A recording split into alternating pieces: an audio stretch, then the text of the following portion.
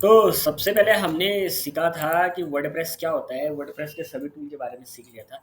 अब हम सीखेंगे लोकल से हम क्या करें, अपने एडमिन पैनल में कैसे लॉगिन करेंगे। देखो एडमिन पैनल में लॉगिन करने के कई तरीके हैं, ठीक है? एक ही तरीका नहीं है, कई तरीके हैं। क्या है, सबसे पहले है, अगर आपको वर्डप्रेस में लॉगिन करना है तो सबसे पहले क्या करना पड़ेगा, आपको फुल डोमेन नेम लिखना है। फुल डोमेन नेम लिखने के बाद स्लैश डब्ल्यू पी डैश ना डब्ल्यू पी डॉट ना sorry W P dot dash लिखो, क्या बोला था, डब्ल्यू पी डैश एडमिन। ये तुम्हारा क्या है, ये सीधे रिडायरेक्ट कर देगा आपके एडमिन पैनल में, अगर आपका आईडी पासवर्ड सेम है, ठीक है? अब दूसरा क्या है, जो उसका लॉगिन पैनल क्या है, उसका है आपका domain name slash W P dash login dot P H P. मतलब आपका जो लॉगिन पैनल में जो रिडायरेक्ट करेगा पूरा आपका डोमेन नेम के हिसाब से करेगा। अगर मेरा domain name A B C D है, जैसे ए बी सी, तो मैं क्या लिखूंगा, ए बी सी क्या करूँगा, A B C dot dot com है ना, तो डॉट कॉम के लिए क्या करूँगा, डॉट कॉम कैसे लिखूंगा, स्लैश क्या लिखूंगा, W P dash dash W P dash, ठीक है, डब्ल्यू पी डैश।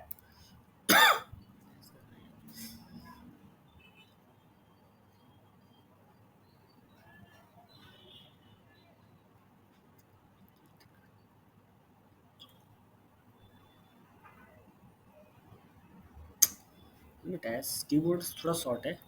सिर्फ सिर्फ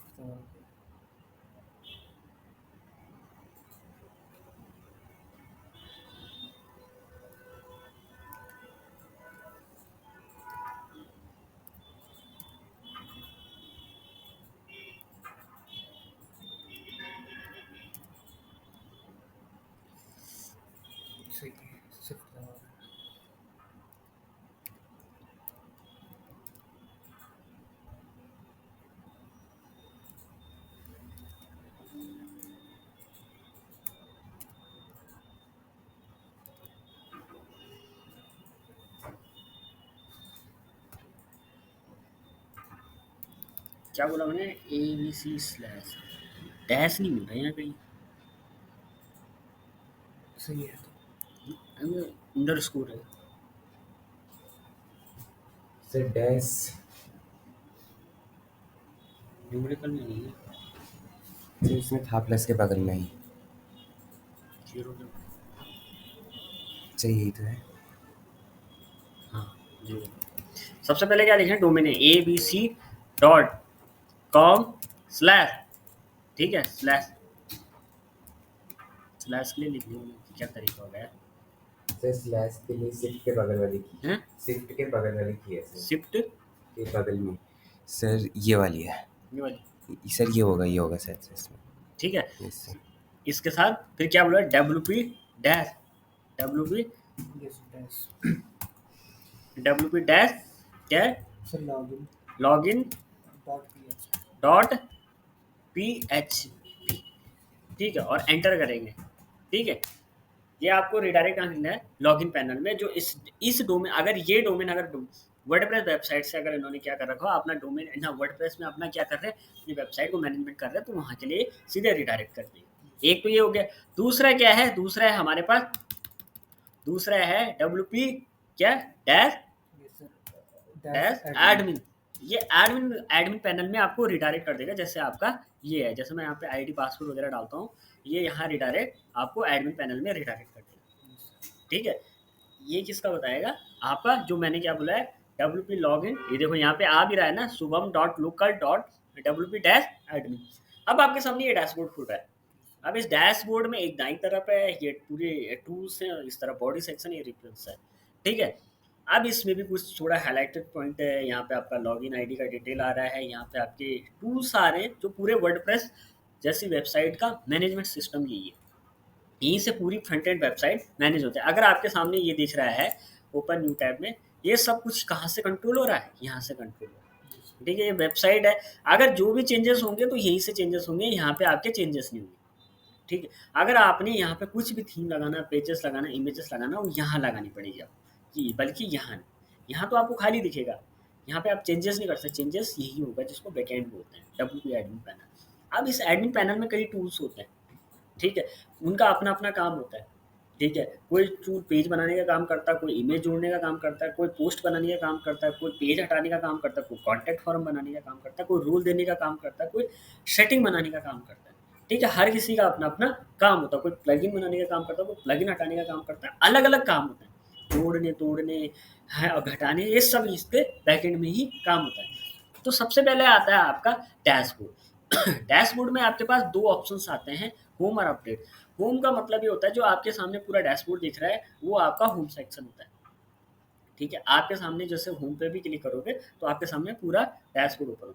अपडेट्स में क्या आता है, अपडेट्स में आपके पास आते हैं दो चीज़ें, एक आता है आपके वर्डप्रेस अपडेटेशन का, अगर आपकी अपडेटेशन आ रखी है, वर्डप्रेस की न्यू अपडेट आ रखी है तो आपको यहाँ से अपडेट करना पड़ेगा, अपडेट करना पड़ेगा। दूसरा क्या है, प्लगइन की कोई अपडेट आ रखी है तो वो आपको यहाँ से डायरेक्ट दिख जाएगा कि प्लगइन अपडेट मांग रहा है, तो आपको यहीं पे ऑप्शन आ जाएगा, देख के हम देख सकते हैं कि कोई भी चीज़ अगर अपडेट मांग रहा हो तो यहाँ पे आपको दिख जाएगी। जैसे नई आ रखी है, वर्डप्रेस की अपडेट आ रखी है, तो आपने अभी डायरेक्ट अगर किया हो 6.8 का, अगर जब आपने 6.8 के टाइम पे अगर इसको लोकल को डाउनलोड करा होगा तो ऑटोमेटिकली इसको उठा देगा। अगर तुम्हारा थोड़ा पुराना होता है, आपने अपडेट नहीं किया होता है, तो यहाँ पे एक अपडेट ऑप्शन आ जाता है कि आप अपना वर्डप्रेस अपडेट करें।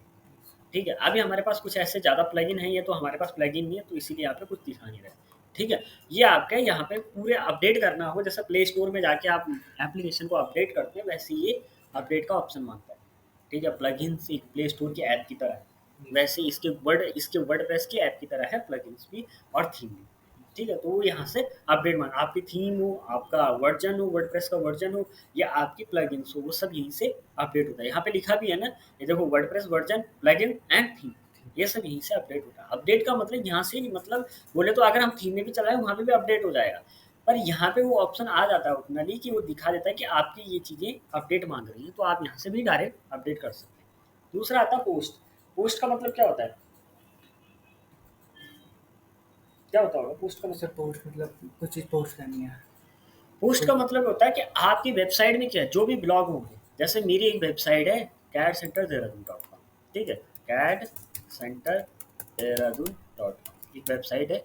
ठीक है, अब इस वेबसाइट में देखेंगे कि ब्लॉग क्या है या पोस्ट क्या है या पेज, अभी जो हमने पढ़ा था कि इसमें वो क्या है, पोस्ट क्या है, तो पोस्ट इसमें ये है, आपको दिखाऊंगा।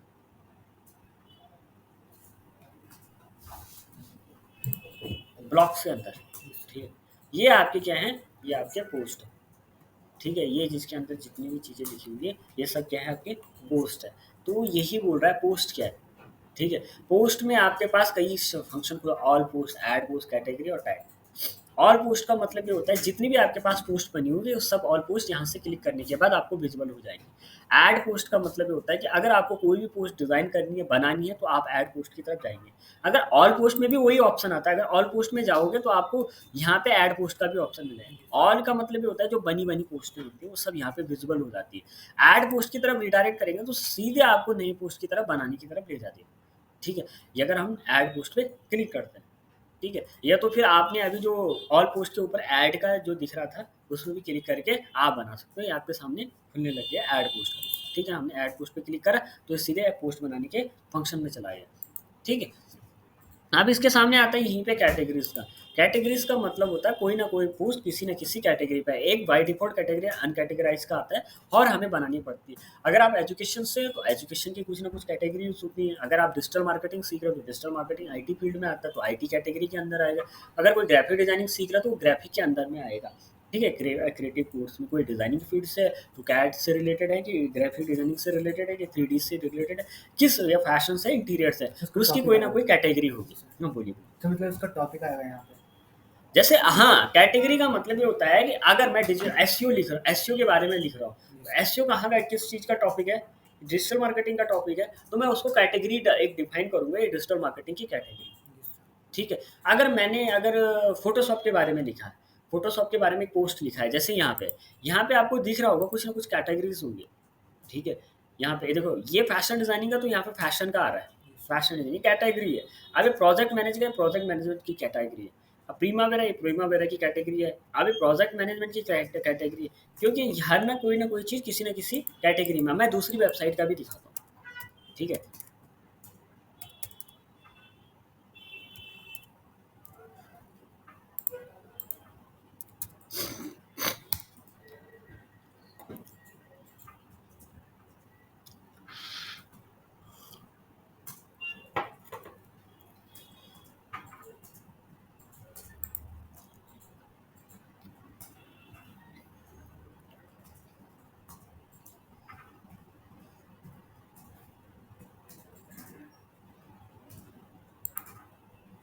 अब यहाँ पे देखो, ठीक है?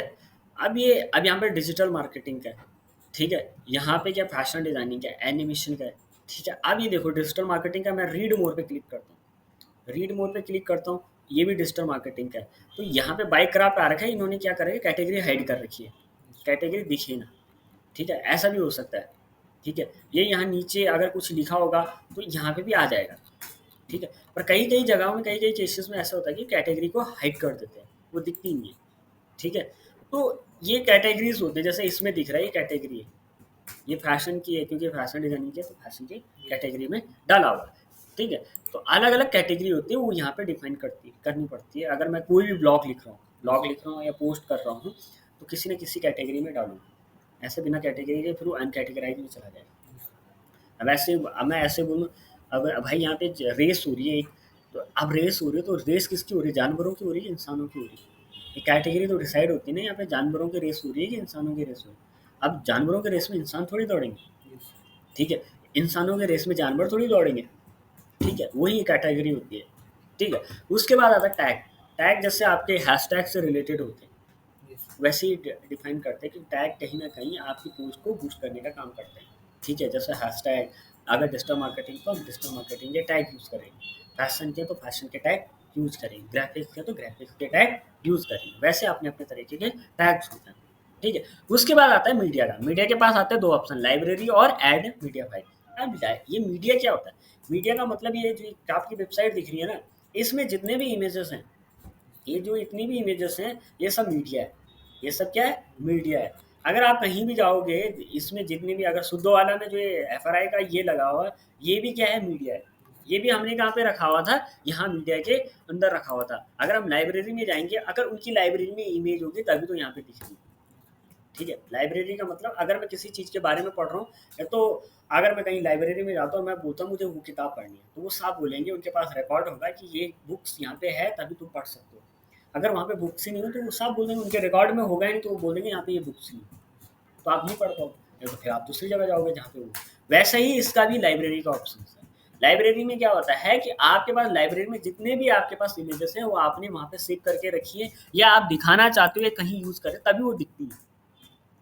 और किसी केस में क्या होती है कि आपने डिलीट कर दी, ठीक है? तो वो यहाँ से भी डिलीट हो जाएंगे, वो आपकी इमेजेस में दिखना बंद हो जाएंगे, ठीक है? तो वो सब लाइब्रेरी का काम होता है कि आपके पास फोटोज हैं कि नहीं है, तो ये सब यहाँ पे दिखती है। लाइब्रेरी में आपकी पूरी इमेजेस दिखती है, कितनी इमेजेस चाहे आपने वेबसाइट में यूज़ किया, पर आपने यहाँ डाला हुआ है, आपने खाली अपने सर्वर में डाला है पर यूज़ नहीं कर रहे, तो वो आपके कहाँ पे दिखेगी? लाइब्रेरी में। ऐड मीडिया लाइब्रेरी क्या होता है? ऐड मीडिया लाइब्रेरी का मतलब होता है कि आप कुछ और इमेजेस ऐड कर रहे हैं, ठीक है? कुछ और इमेजेस ऐड कर रहे हैं, समझ लो। मैं कोई वेब पेजेस बना रहा हूँ, मैं कोई ब्लॉग बना रहा हूँ, कोई पेजेस बना रहा हूँ, कुछ भी बना रहा हूँ, एक्स वाई जेड वेबसाइट से रिलेटेड, मुझे वहाँ पे इमेज की जरूरत पड़ रही है, तो मैं क्या करूँगा? ऐड न्यू फाइल में जाके यहाँ से ऐड कर सकूँ। इसके भी दो प्रोसेस होते हैं, जहाँ पे काम करो बाई डिफॉल्ट वहाँ से करो, या तो आप यहाँ से भी डायरेक्ट यहाँ से पेस्ट कर सकते हो। तरीका यही होता है, कई लोग यहाँ डालते हैं और यहाँ से जब हम पेज बना रहे होते हैं तब वहाँ से हम उसको क्या करते हैं? उठा देते हैं, ठीक है? उस टाइम पे ज़्यादा टाइम ना लगे, पहले लोग यहाँ फाइल को अटैच कर लेते हैं, ठीक है? दूसरा तीसरा आता है पेजेस। पेजेस का मतलब क्या होता है? सब पेजेस मतलब क्या होता होगा पेजेस?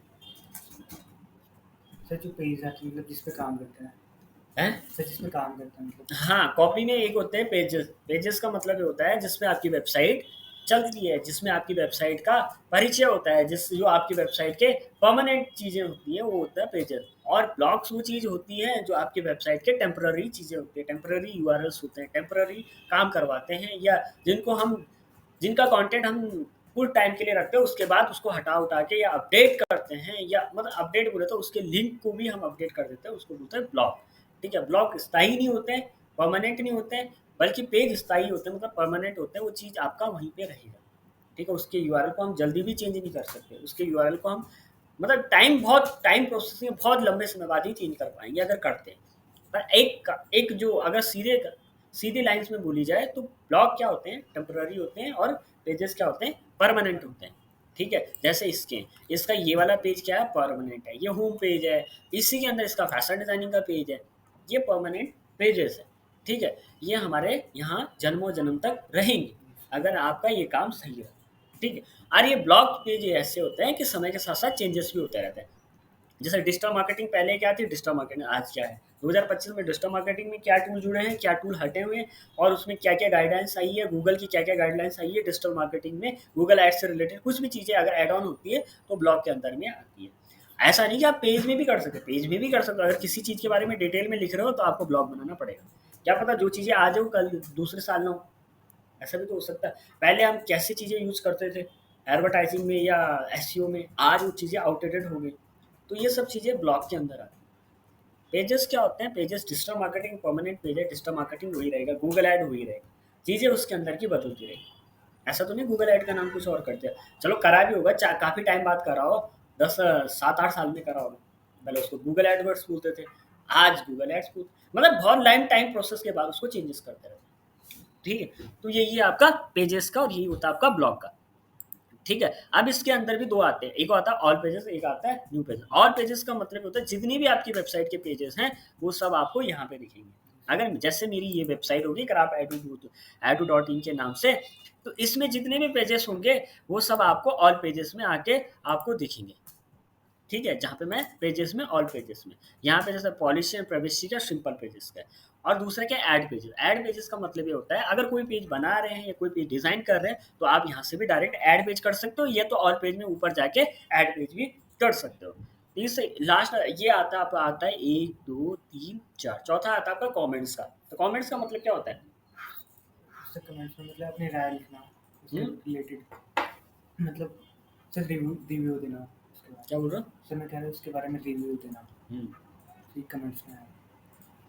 कमेंट्स का मतलब ये होता है बेटा कि जैसे आपका वेबसाइट या ब्लॉग में कुछ अगर किसी ने कमेंट करा है या किसी ने कुछ क्वेरी करी है, कुछ भी चीज़ है आपके ब्लॉग पोस्ट में, आपके पेज में, जहाँ पे आपने कमेंट सेक्शन बना रखा है, खुला कर रखा है या ओपन कर रखा है, वहाँ पे अगर कोई कुछ भी चीज़ें करता है या आपका ब्लॉग है तो वो आपको यहाँ पे दिखेगी कि कमेंट्स के अंदर दिखेगी उन्होंने क्या मेरे लिए क्या कमेंट करा है।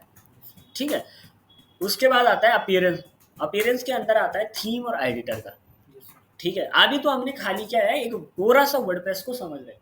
अभी हमने कोई प्लगइन इंस्टॉल नहीं किया, थीम इंस्टॉल नहीं करा।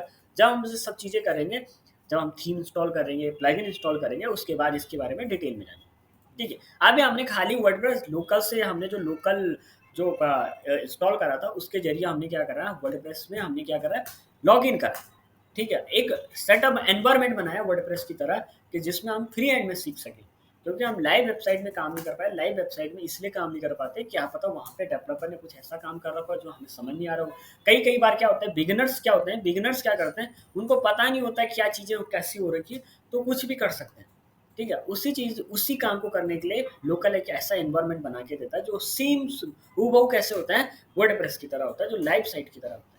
ठीक है, ये भी काफ़ी अच्छा टूल है जो आप सीख रहे हैं। ठीक है, तो आपके अंदर दो चीज़ें मिलती है, पहली मिलती है थीम, दूसरा मिलता है एडिटर। थीम का मतलब क्या होता है, जिस पे आपका वर्डप्रेस सपोर्ट करेगा उसको थीम। जैसा फोन भी एक थीम्स पे काम करता है, वैसे वर्डप्रेस भी एक थीम पे काम करता है। कैसे डिजाइन होंगे, कैसे लेआउट होंगे, कैसे फॉन्ट होंगे, कैसे टेक्स्ट होंगे, कैसी जगह पे लोगो लगेगा, कैसे उसका मेन्यू दिखेगा, कैसे उसका फुटर दिखेगा, ये सब चीज़ें क्या होती है, थीम के अंदर डिसाइड होती है। दूसरा होता है एडिटर का। एडिटर का मतलब होता है एडिट करना किसी चीज़ को। अभी इसमें फुल ऑप्शन नहीं आएंगे, जब इसमें हम थीम भी डाउनलोड कर देंगे और आपके प्लगइन भी डाउनलोड कर देंगे तो आपके पास कई चीज़ें आपको यहाँ पे दिखेंगे। जैसे आपको मेन्यू का दिखेगा, ऐसे बहुत सारी चीज़ें आपको यहाँ पे दिखेगी, थीम फाइल एडिटर का दिखेगा।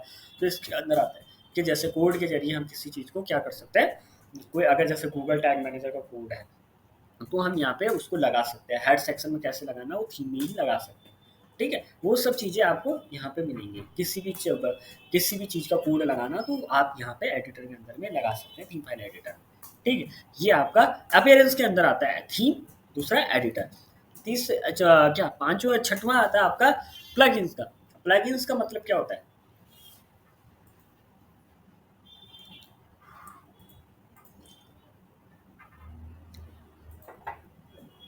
प्लगइन्स का मतलब ये होता है बेटा कि प्लगइन्स का मतलब ये होता है कि कुछ ऐसे कोड के टुकड़े होते हैं वेबसाइट में जो किसी कार्य विशेष के लिए बने होते हैं। कार्य विशेष का मतलब होता है जिनका अपना काम होता है, किसी उद्देश्य के लिए बने होते हैं। ऐसा नहीं कि पूरी वेबसाइट को कंट्रोल करना, उनका एक कुछ छोटा सा कार्य होता है, छोटा भी हो सकता है, बड़ा सा कार्य होता है। ऐसा नहीं कि हम उसको पूरा ही कार्य बोलें या पूरी तरह से मैनेज करें। कुछ चीज़ों को मैनेज करने के लिए बने रहते हैं, उनको बोलते हैं प्लगइन। कोड के टुकड़े होते हैं जो अलग डेवलपर उसको बनाते हैं। मुझे कॉन्टैक्ट फॉर्म बनाना नहीं आता बाय द वे, तो उसके लिए कई प्लगइन्स आते हैं, WP7 फॉर्म, WP फॉर्म आता है, कई प्लगइन्स आते हैं जिनकी कोई गिनती नहीं होगी वर्डप्रेस में। ठीक है, क्या पता बहुत ज़्यादा भी आते हैं, कुछ ऐसे भी आते हैं जिनके हमें पता भी नहीं होता है। ठीक है, ऐसे प्लगइन्स आते हैं, हर चीज़ का अपना अपना रूल होता है।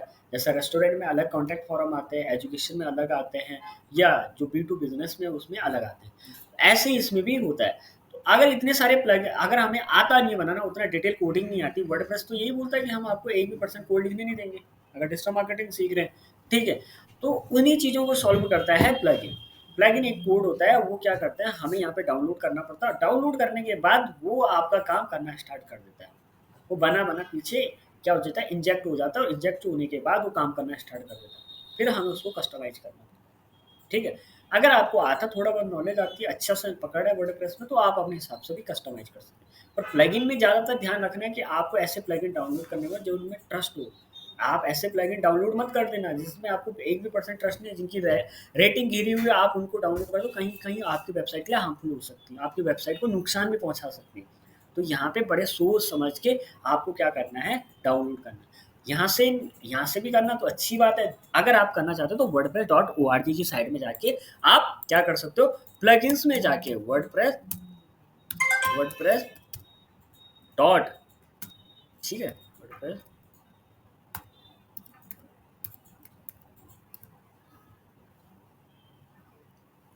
WordPress.org की साइट में जाके आपको क्या करना है, यहाँ पे जाके आपको थीम मतलब प्लगइन का सेक्शन ढूंढना है। तो प्लगइन सेक्शन का है, मिल रहा है नहीं, ये ठीक है, एक्सटेंड के अंदर प्लगइन्स में जाना है, और यहाँ पे जाके आपको क्या करना है, अपने प्लगइन्स ढूंढने हैं और यहाँ से डाउनलोड करना है। ठीक है, कि वर्डप्रेस यहाँ पे वही प्लगइन को रखता है जो सिक्योरिटी, जिनकी सिक्योरिटी सही है और जो हमारे ज़्यादा कम नुकसानदायक है। पर सबसे ज़रूरी है कि पहले अपनी तरफ से उन चीज़ों की रिसर्च भी करना ज़रूरी है। यहाँ पे अपने प्लगइन सर्च मारने, जो भी प्लगइन्स हो गए यहाँ से डाउनलोड करने के बाद आप यहाँ पे क्या कर सकते हैं, उन चीज़ों को अपलोड कर सकते हैं। प्लगइन्स में गए, इंस्टॉल प्लगइन में गए, इंस्टॉल प्लगइन में आपके सामने दो आएगा, ऐड प्लगइन। इंस्टॉल प्लगइन्स का मतलब ये होता है, इंस्टॉलेड प्लगइन का मतलब होता है जो आपके उसमें ऑलरेडी डाउनलोड हो या आपने कर चुके हैं, जो चल रहे हैं रनिंग में। ऐड प्लगइन्स का मतलब होता है जो आप ऐड करना चाहते हो। ठीक है, ऐड प्लगइन के अंदर यहाँ से भी जा सकते हैं आप, प्लगइन्स के अंदर, और यहाँ से भी जा सकते हैं। यहाँ पे या तो उस प्लगइन का नाम सर्च मारो, और या तो आपने वो प्लगइन अगर डाउनलोड कर रखा है तो आप यहाँ से, जैसे मैंने ORG से आपको डाउनलोड करना सिखाया, वैसे आप यहाँ पे जाके अपलोड प्लगइन में जाके यहाँ पे उस प्लगइन फाइल को यहाँ ढूंढो, यहाँ वो डाउनलोड हो रखी है, और उसके बाद उसको ओपन करके यहाँ पे इंस्टॉल नाउ कर दो, वो प्लगइन भी वैसा ही काम करेगा जैसे यहाँ पे। ठीक है, तो ऐड प्लगइन और इंस्टॉलेड प्लगइन का आपको मीनिंग पता चल गया कि इन दोनों का क्या है। ठीक है, उसके बाद आता है यूजर। यूजर में आपके पास आते हैं, और आपके पास तीन ऑप्शन आते हैं, all user, add user and profile. ठीक है, ऑल यूजर का मतलब ये होता है जो आपका वर्डप्रेस की जो वेबसाइट चल रही है, या वर्डप्रेस वो जो मैनेज कर रहा है, आपका बैकएंड मैनेज कर रहा है, उसमें कितने यूजर कंट्रोल कर रहे हैं, कितने यूजर उसको चला रहे हैं, वो ऑल यूजर के अंडर में आता है। ऐड यूजर का मतलब ये होता है कि अगर मैं आप पढ़ा रहा हूँ, आप भी उसी वेबसाइट में काम करना चाहते हैं, या आप सीख चुके हैं, या आपको पता चल गया कि मुझे कैसे वेबसाइट को मैनेज करना है या वर्डप्रेस को मैनेज करना है, तो आपको ऐड यूजर में जाके उसको ऐड करना पड़ेगा। ठीक है, तीसरा आता है प्रोफाइल। प्रोफाइल का मतलब है कि आपका ये जो पूरा वर्डप्रेस बना हुआ है, किस प्रोफाइल में जाके बना हुआ है, कौन सी प्रोफाइल है। तो आपके सामने आपका इसका पूरा डैशबोर्ड प्रोफाइल से लेके आपका यूजर नेम या वेबसाइट जो आपकी आईडी है और पासवर्ड है, वो सब यहाँ पे आपको दिख जाएगा। ठीक है, तो ऑल यूजर का मतलब पता चल गया, जितने भी यूजर इसको मैनेज कर रहे हैं वर्डप्रेस को, वो आप यहाँ से ऑल यूजर में जाके चेक करेंगे। ठीक है, ऐड यूजर का मतलब होगा अगर किसी को जोड़ना है, रोल देना है, साइन करना है, अगर मैं किसी को भी जोड़ना चाहता हूँ तो यहाँ से जाके उसका नाम, अब ये इसका नाम सर्च करना है। जैसे ये लिख रहा है ऐड यूजर नेम, तो मेरा नाम जैसे गौरव है, गौरव सर्च मारा, तो अब मेरी ईमेल आईडी, तो मेरी ईमेल आईडी क्या डालनी है, गौरव @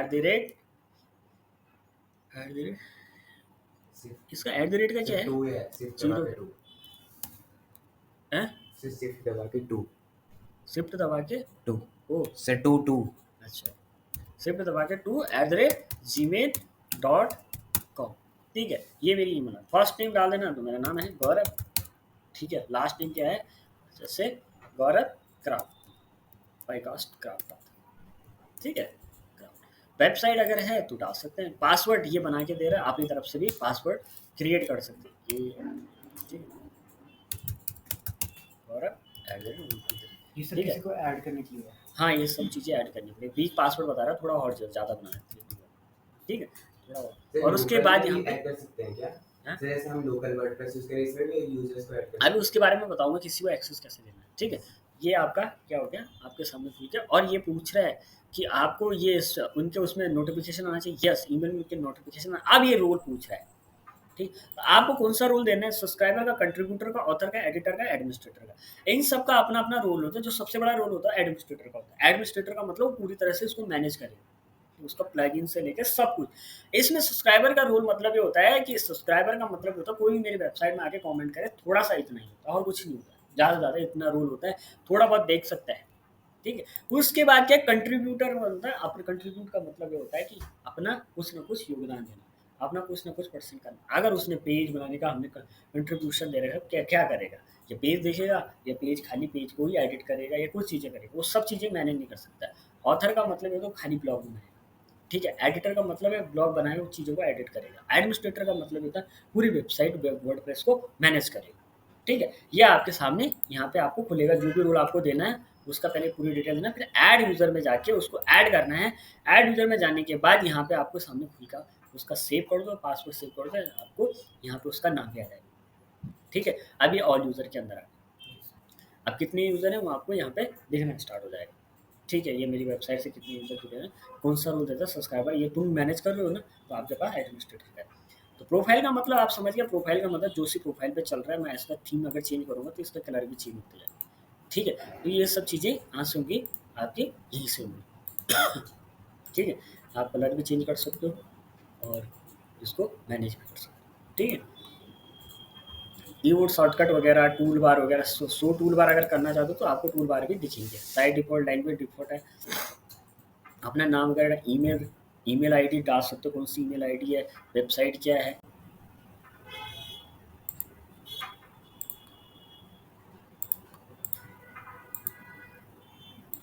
ठीक है। हमने अभी तक क्या सीखा है, जो हमने उसमें सीखा था कि आपको क्या करना है, आपको यूज़र में क्या क्या रोल असाइन करना है। उसके बाद आएगा टूल्स में। टूल्स में आपके पास इतने ऑप्शंस आएंगे, available tools, import, export, site edge, export personal data है, erase personal data, theme file editor, plugin. Theme file editors का मतलब जो मैंने आपको अपीयरेंस के अंदर में बताया था कि आपको थीम के साथ कुछ कस्टमाइजेशन करना है, कुछ कोड लगाने, वो आपको थीम फाइल एडिटर में लगाने पड़ेंगे। और प्लगइन्स फाइल एडिटर में आपको क्या करना है, प्लगइन के साथ कुछ अगर कस्टमाइजेशन करना है, प्लगइन जो इंस्टॉल हो उसको कुछ कस्टमाइज करना है, तो आप प्लगइन फाइल में वो कोड जोड़ोगे। इरेज पर्सनल डेटा का मतलब होता है अगर आपने जो अभी यूजर दिया था, यूजर रोल दिया था, उस यूजर रोल में आपने किसी का डेटा को हटाना है, डेटा को हटाना, तो आपको वहीं पे जाके इरेज उसका डेटा हटा सकते हैं। एक्सप्लो पर्सनल डेटा का मतलब ये होता है कि अगर आपको उनका, जैसे मैंने क्या बोला, अगर गौरव अपना पर्सनल डेटा मांगता है आपके उसमें से, तो आपको क्या करना है, एक्सपोर्ट पर्सनल डेटा करना पड़ेगा, ठीक है। ये कोई अपना डेटा मांगता है तो आपको एक्सपोर्ट क्या करना पड़ेगा, उसका डेटा करना, क्या उसने कौन सा वेब पेजेस बनाया है, कौन सा ब्लॉग करा है, उठा के आप उसको देख सकते हो, ठीक है। साइट हेल्थ का मतलब होता है आपकी साइट की हेल्थ कंडीशन कैसी है, वो सब चीज़ें आपको यहीं पे पता चलेंगी। एक्सपोर्ट का मतलब होता है कि मैं क्या कर रहा हूँ, एक्सपोर्ट और इम्पोर्ट का मतलब क्या होता है, एक्सपोर्ट का मतलब होता है बेचना, इंपोर्ट का मतलब होता है खरीदना। अगर मैं किसी चीज़ को क्या करूँ, मैंने जो वेबसाइट बना रखी है उसको एक्सपोर्ट करूँगा, बाद में कहीं में अगर मुझे उसको करना है तो मैं इंपोर्ट करूँगा, ठीक है। और अवेलेबल टूल्स का मतलब है क्या कौन कौन से आपके पास टूल्स अवेलेबल है, ठीक है। इसके बाद आता है सेटिंग्स। सेटिंग्स में आपके पास मिलता है journal, writing, reading, discussion, media, permanence and privacy. Journal में मिलेंगे आपको जो जनरल सेटिंग से रिलेटेड होंगी, वर्डप्रेस की जनरल सेटिंग्स होंगे, वो आप सब चीज़ें आपको जर्नल के अंदर मिलेंगी, ठीक है। थोड़ा टाइम ले रहा है,